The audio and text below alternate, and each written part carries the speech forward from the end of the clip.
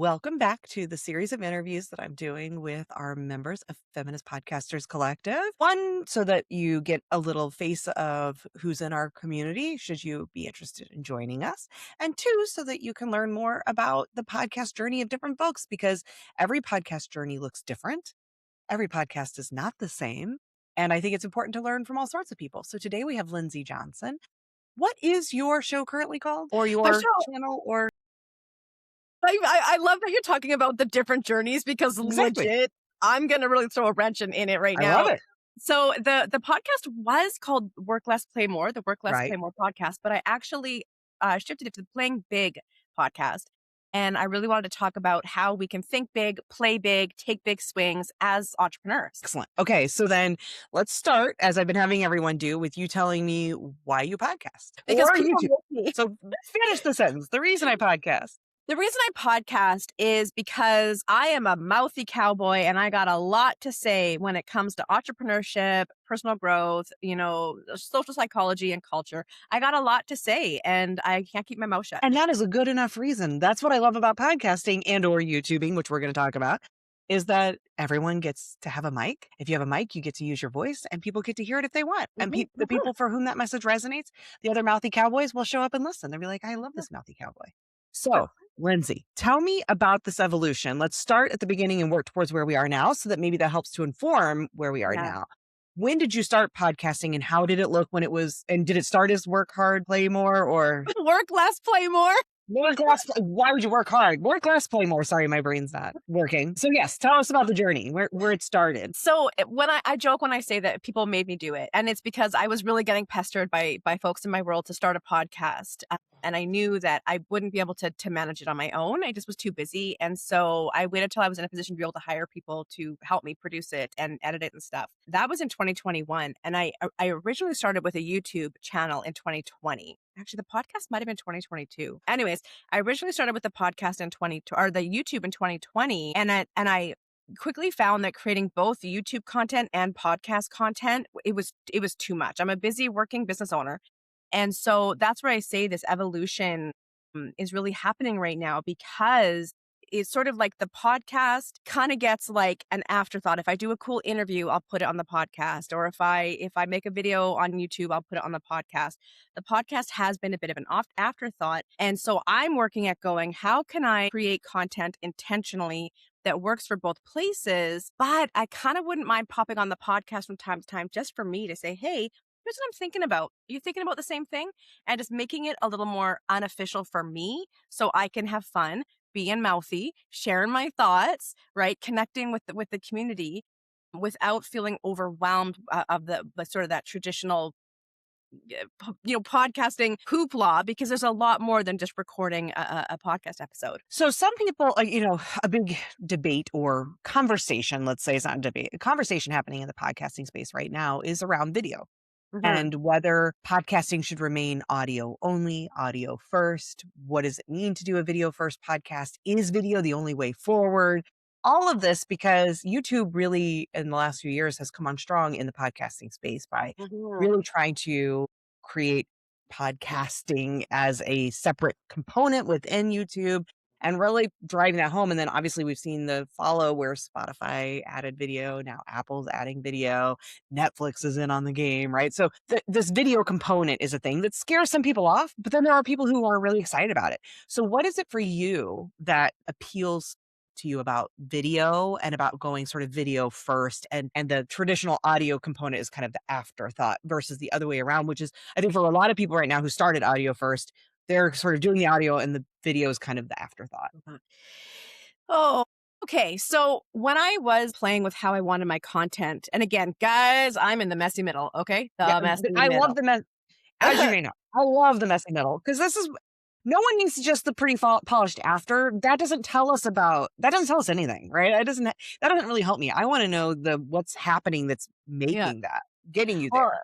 And in fact, I just did a poll out to my community and I was like, what kind of YouTube videos do you guys want me to make? And a lot of them were like, we want to see the behind the scenes. We want to see you experiment with things and what did you learn and what worked? And right. Like there is that hunger for that. And, when I was playing with what do I want the future of my content to look like, I had debated just closing the podcast completely. And I had other people say, no, no, no, no, no, like keep making it because I like to listen while I'm out walking or driving or whatever, right? Doing chores. So my thoughts are do what you want to do and do what your audience wants you to do. So those are my thoughts. And so, I like video. I was doing Facebook Lives, right? And then that came into like YouTube and then that came into, you know what I mean? Like I love video. I think the reason video is growing is because we like seeing each other. We like being in the room. The magic of podcasting is that you always felt like you were in the room. You know that meme where you're like, you're listening to the podcast, just trying to remember the name of a movie and you're shouting into your microphone or your headphones, it's this. Podcasts really do bring you in. Video brings you in further. So I love video. I just love video. I do well on video. People love watching my videos. I have more fun with video. I can do fun editing and B-roll and GIFs. And, I really like video content. But my answer to people when they come to me and ask what I should do, it's like, well, what do you want to do? What do you like doing? What does your audience want?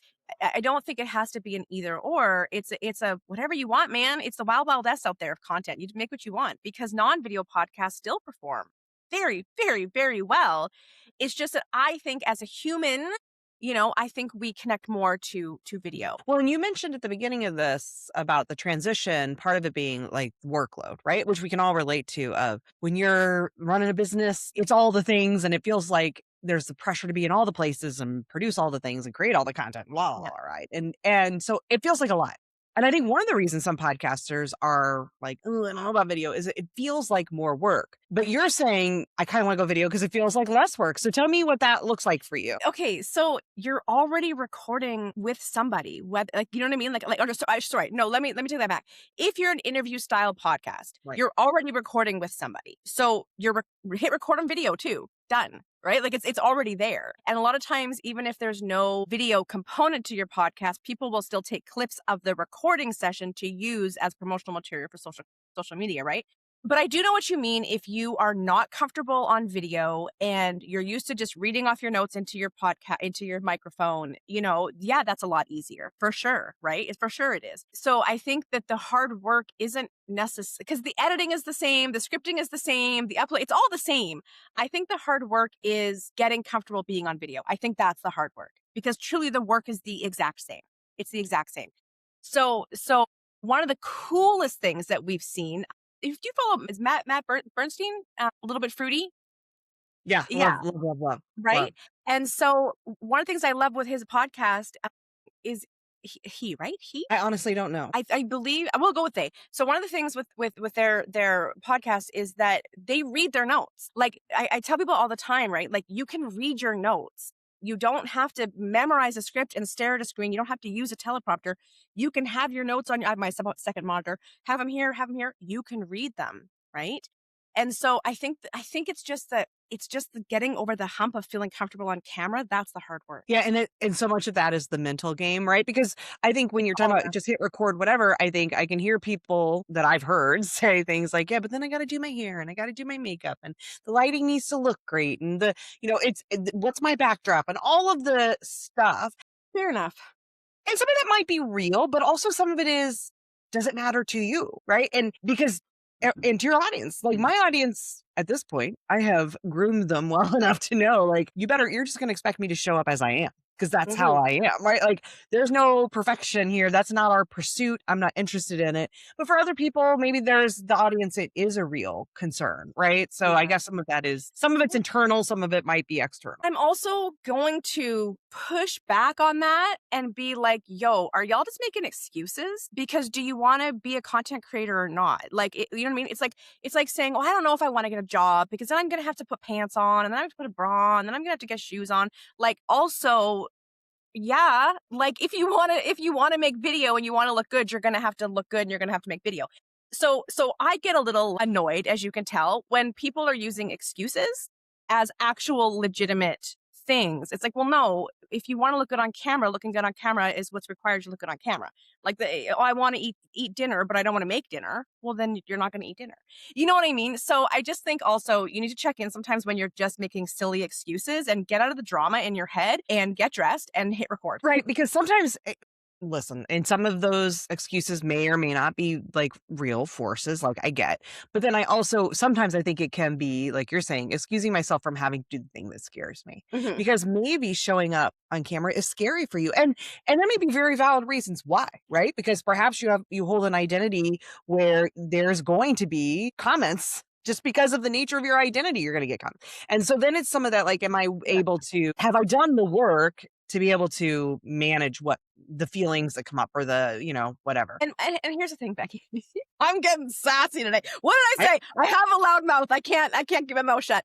You're a loud cowboy. Everybody gets comments. You can be the most pristine picture of perfection and, Eurocentric beauty standards and this, that, and the other. Everybody gets hate comments. This is a thing, when I started working or creating on TikTok, it was under another brand that I have since kind of closed down and walked away from. But I was creating content there and I was so nervous because I'm like, I know that I'm going to get all these trolls, all these hate comments. Can I handle it? And I was talking with a friend and she was like, dude, of course you're going to. But if you're not going to make content because you're worried what they're going to say, they've already won. They've already chased you off the platform before you even started. And so there, again, everyone's a critic. Everyone's a hater.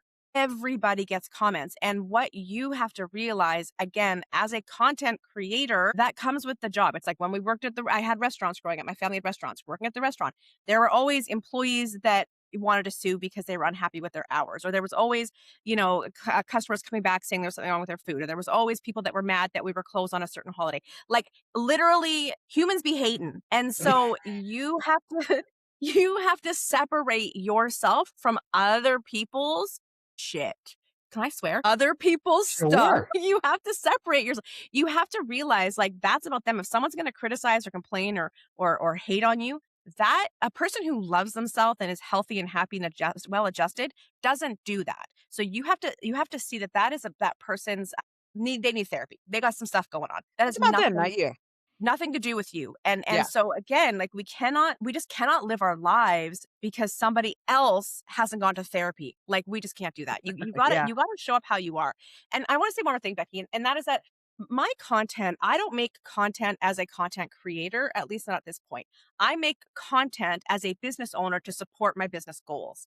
Well, and I just want to quickly say, I'm glad you're mentioning that because you keep saying if you're going to be a content creator, you want to be and I think that's part of it is a lot of business owners are thinking, I'm a business owner. I don't want to be a content creator. I have to create content for my business. So I continue. I just want to say, I'm glad you're addressing that. Yes. Well, because those are two different things, right? And so like, if you want to be a content creator, meaning that you are intentionally creating content to build an audience, to monetize that audience at some point, like there's just things that come with the job. It is what it is. If you're a business owner who's creating content to drive leads, right? Or to drive online sales, like you're using it to create business, to create money that you're selling your own stuff, right? That is different because then you need to think about, first of all, from a strategic perspective, what is the content and what is the modality? Like is it the medium, I'll say, is it YouTube? Is it podcast? Is it blog? You got to think of the medium and the type of content that is strategically aligned with your audience, with your customer, with your sales pipelines, right? But then also you do think of that brand you want to put out there. Like are you the face of the brand? Are you doing faceless videos? Or faceless podcasts, like what is the face of that brand? And if you're the face of that brand, then you're going to want to show up at representing your brand the same way you would if you were speaking on stage or on a panel somewhere, right? So again, just understanding why are you making this content in the first place? And again, I just challenge you to accept the parts of it that maybe are uncomfortable, but are a part of the process and get out of the drama and attachment to that and just see it as neutral and as part of the thing. Because babies, you got way cooler things to do with your life than get caught up in online drama. No joke. So then let's ask that question for you.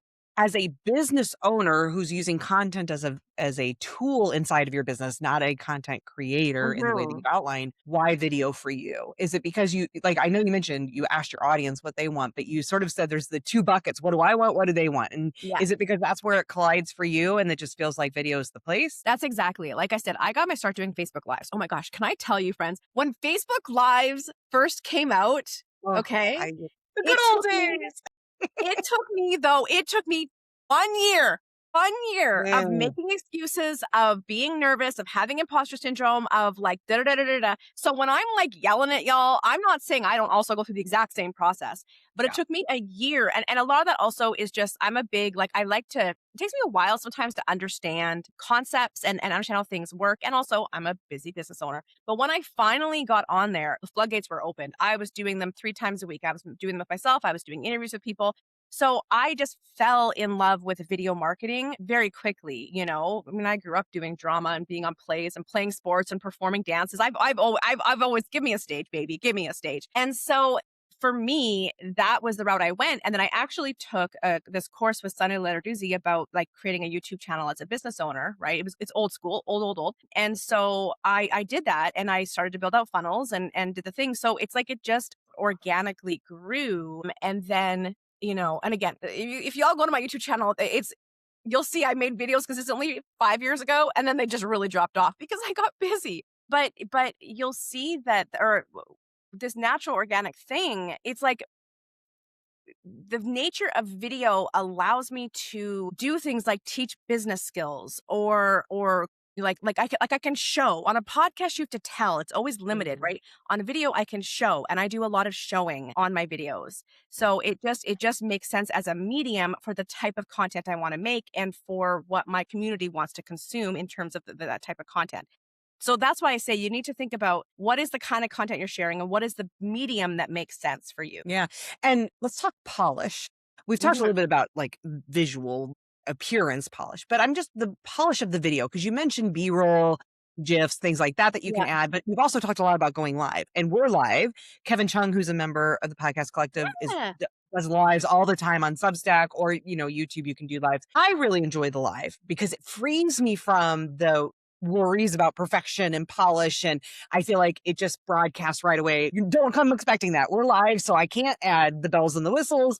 It is going to be what it is. And I feel some freedom in that I think when we talk about what holds people back from videos Yeah. like that polish. But where do you follow that? How much of what you're doing is live versus edited? And when you're doing edited, how concerned do you get about polish? You nailed it, Becky. Okay, so when someone is new to videos and is thinking of a video podcast, I tell them go live because it forces you to get it right the first time. It forces you. It's your energy is totally different when you come and it's live or with a guest and it's live. We should share the link to our YouTube live that we did together as well.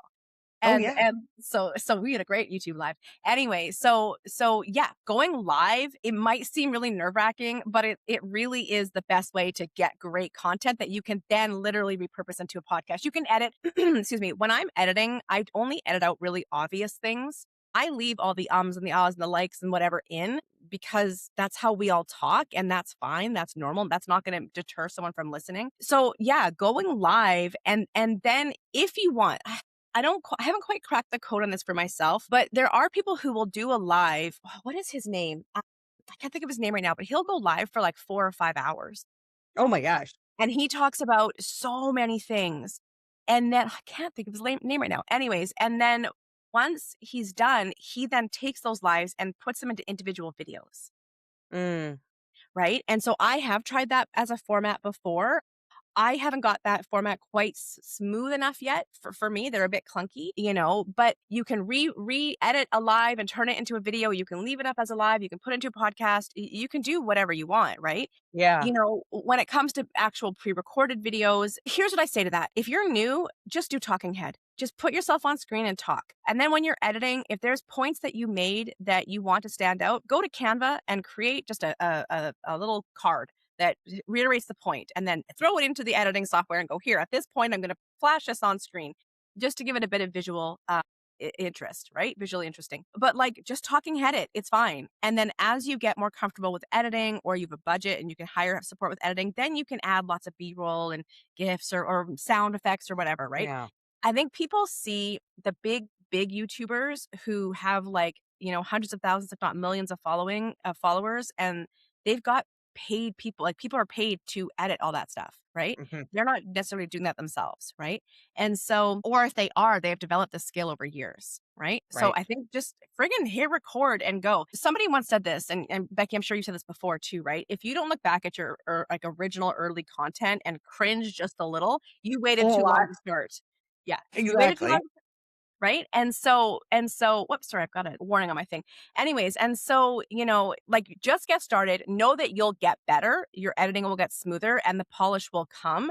Have a decent mic, have some good lighting, and oh my God, Becky, the amount of podcaster or YouTubers that I follow when they got their beginning, they're sitting on their floor against their bed and that's how they're recording. Like it doesn't matter. If the content is good, people will listen. There are Twitch folks, and I'm not a Twitcher, but there are Twitch folks that I see where I'm like, their setting couldn't be more atrocious and they have millions of followers, right? I think some of it, like you said, going back to the beginning of this, some of it is excuses and or just mental blocks that we have that we're making excuses for, and we just have to do it. Just do So it. yeah, I agree. And just as a point, like that part where I had you say the reason I podcast is because I already have plans for all of these. I'm going to be taking all of those from these conversations and turning them into something that I can then repurpose for the podcast collective in different places. So like with a very small amount of thinking ahead, you can do things like that. But also, I mean, thanks to AI, whether we like it or not, most platforms now, they just generate clips for you too. So it's really easy then to share clips as YouTube shorts or, on social media. And so it's really easy to make your content go farther. And you can do the same with audio, but when you do video first, audio is easy. Because like you said, then you throw things on your podcast feed anytime. So The amount of times that, like, back when I was in a regular schedule with my podcasting where I was like, I haven't had time to make a podcast today, I would just go grab an old YouTube video and just rip the audio and do a new intro and put it up.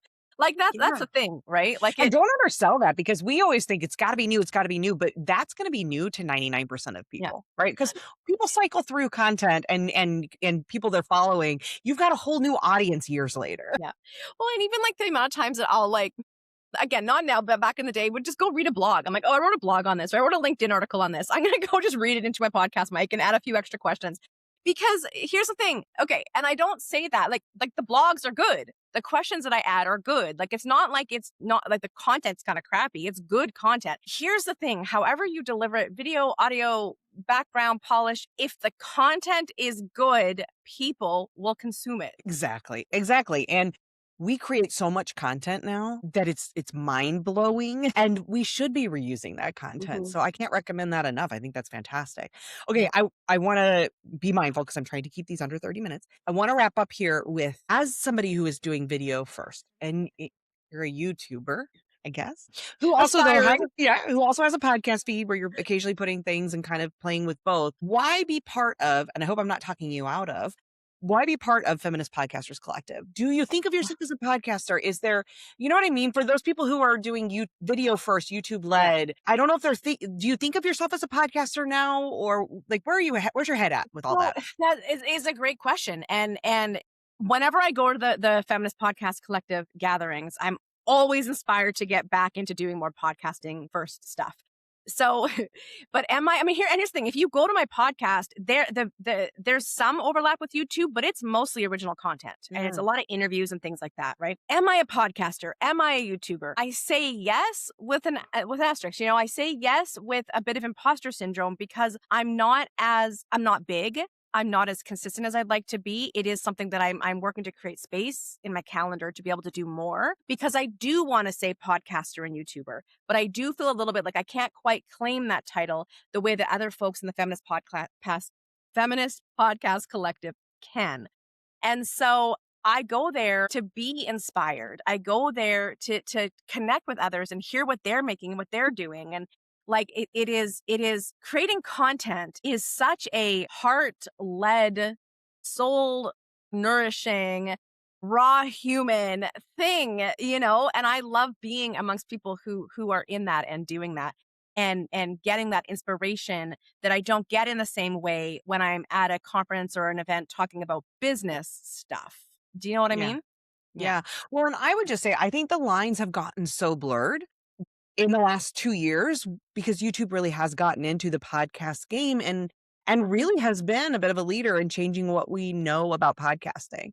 And do I think audio first or audio led is really the heart of podcasting? Absolutely. And I'm not here to fight with anybody about it. That said, I think there is something to be said for those folks who are leaning more into video, still maintaining a podcast feed, reimagining how they're using that, doing some overlap, doing original content, whatever that looks like. Even if it is, I'm a YouTuber and I have a podcast feed where I drop the audio of my YouTubes, you're still a podcaster, I think.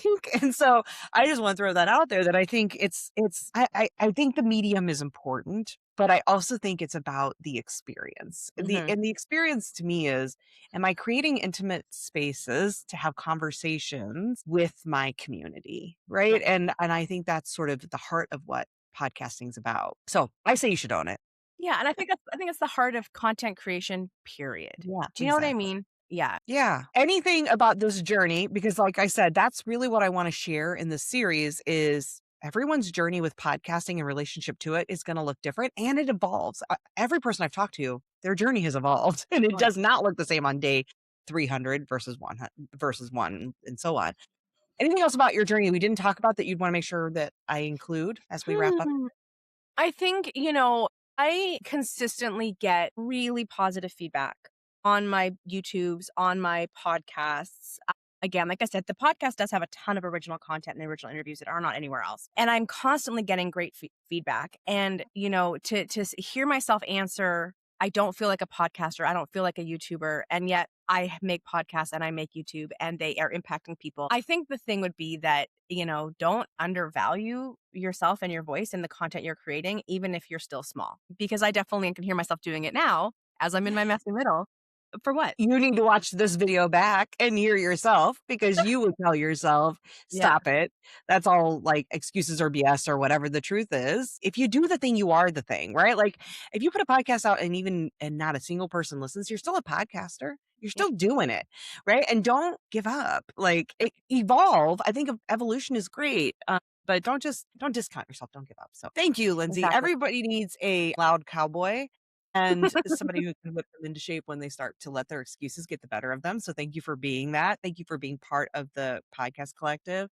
I guess the only other thing I didn't ask you is just like, and I think you kind of answered it with the inspiration, but just to make sure, what role does having a community play for you in Yeah. podcasting? It's literally that. It literally is inspiration, motivation, creative ideas and idea sharing, troubleshooting. It is, if you are a content creator, you need to be in a space with other content creators because that is a very specific journey that you're traveling and you want to have people that get it traveling with you. It is, what's the word? Invaluable. Yeah. So check out the Feminist Podcasters Collective. You can go to feministpods.com or wherever you are, check us out. And you can join Lindsay, me, and all the other people in this series. And Lindsay, where do people go to watch your YouTube videos and or your Substack? I mean, your Podcast. podcast, We or didn't just even learn talk about. about Substack. That's not I how know. that is the Listen, mix. it's kind of like all the places. But anyway, sorry, my brain is like frying. It's afternoon. So if Go ahead. you can go to theradicalconnector.com and you'll get access to my podcast there. You can find me on YouTube under the Radical Connector, or go to Instagram and the links in my bio. Everything is in there. So on Instagram, I'm Radical Linz, YouTube, the Radical Connector, or theradicalconnector.com. Perfect. Thank you for doing this, Lindsay. I really appreciate it. This has been a lot of fun. Thank you so much, Becky. Well, anytime we go live, we could talk probably for 5 hours, but we're gonna stop ourselves. I'm really trying to be mindful of Very, like very good. Well done. I know. All right. Thank you.